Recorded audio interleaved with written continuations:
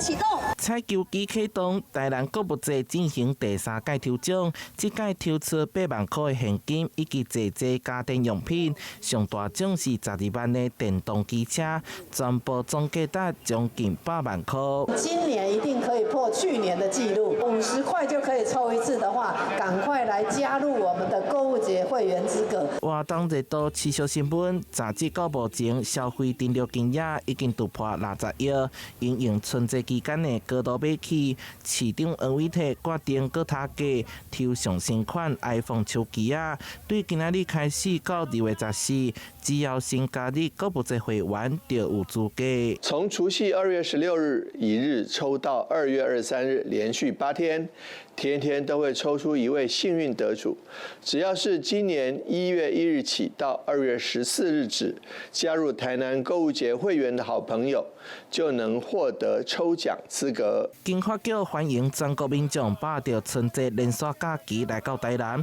走訪各大商圈、市場以及特色景點消費，有機會抽到豐富大獎。過過2禮拜就是舊曆新年，黃偉綽嘛今日菜市仔發送50塊紅包，插在年節市場人氣。用50塊，然後帶動自己的消費，然後帶動這個攤商的這個業績成長。那也希望說大家來到我們這個傳統市場都很好，裡面的東西都是好東西。去年8月份重新開幕的大菜市，最近閣有南區美食廣場，總共30大正佇咧試營運，透過限量消費券加促銷，有計會當創造超過8萬塊的效益，